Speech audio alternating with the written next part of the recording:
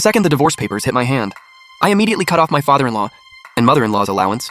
My ex came home to find her parents sobbing, and she froze. She pointed at me and screamed, "Are you insane?" "They're my parents." I calmly fired back, "And what are they to me now?" Her world collapsed in that moment. My name is Lin Muchen, 35 years old, a well-paid IT engineer.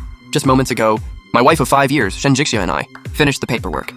The second we walked out of the civil affairs office, I didn't look back. I pulled out my phone and opened my banking app. That recurring transfer, the one that hits every first of the month, 20,000 yuan straight to my father-in-law Shen. Chang's living expenses. I canceled it. Then the credit card. The supplementary card my mother-in-law had been using, canceled.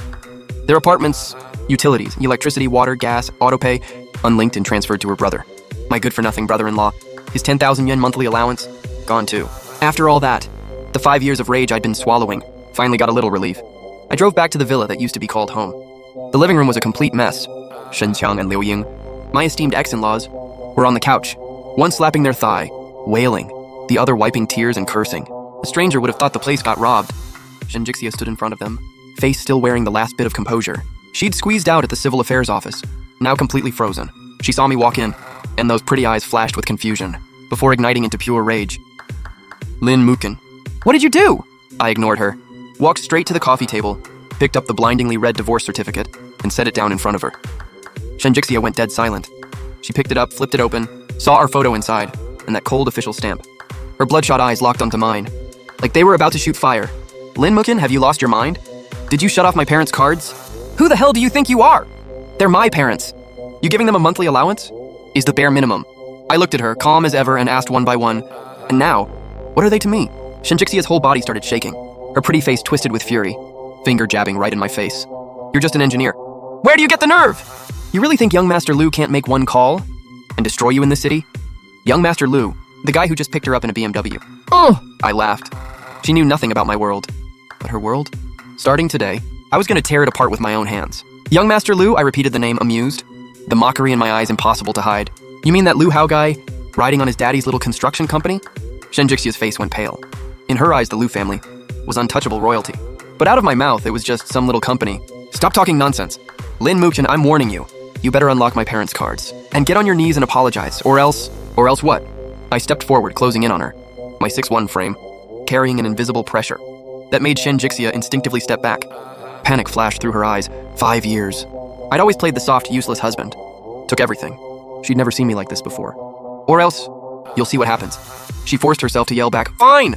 I nodded, pulled out my phone, and called Xiaoqi right in front of her. "Xiaoqi, look someone up. Guy named Lu Hao. His dad's Lu Yukai, runs some construction company. I want them bankrupt in 10 minutes.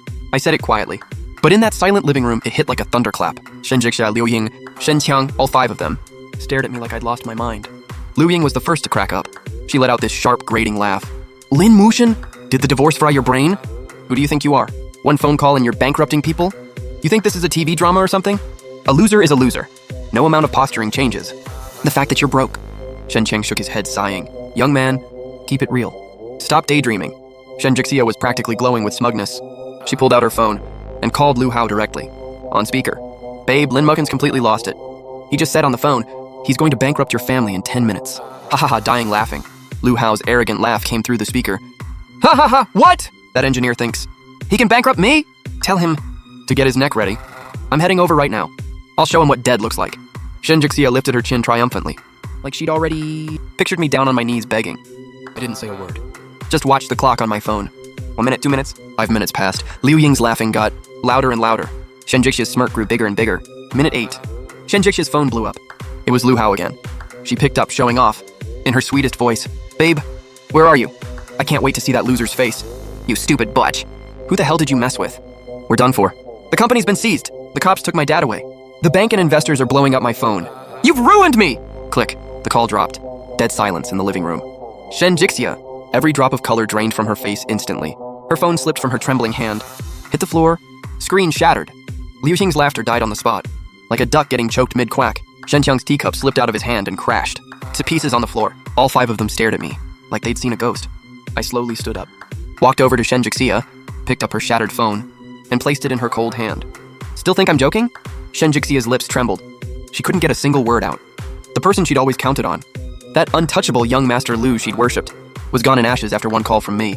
The shock of it completely Shattered the worldview she'd built over 20 years. No way. This has to be a coincidence. Liu Wing muttered to herself, refusing to accept it. I looked at them coldly. Not a single ripple inside me. A coincidence? I scoffed. Want to see another one? My eyes landed on Shen Qiang. Mr. Shen, VP at Haoyuan Group, pulling $5 million a year. Pretty nice life, huh? What are you trying to do? Nothing. I sat back down on the couch, crossed my legs, and said casually, I just suddenly feel like Haoyuan Group needs a new chairman. Then I made my fifth call to Xiaoqi. This time on speaker. Young master, your orders? Xiaoqi's respectful voice came through. Haoyuan Group. I want it. I said it plain and flat. Understood. Haoyuan Group is valued at roughly $5 billion. The current chairman holds 50% of shares. Our Mukin Capital can initiate a hostile takeover at any time. Estimated 50 minutes to complete all legal procedures. Once the acquisition is done, first order of business, fire a VP named Shen Qiang. Yes, young master. Call ended. The living room went so quiet you couldn't hear breathing. Shen Qiang was shaking like a leaf, cold sweat soaking through his expensive dress shirt. The name Mukin Capital, not just in this city but across the entire country, was a name everyone knew.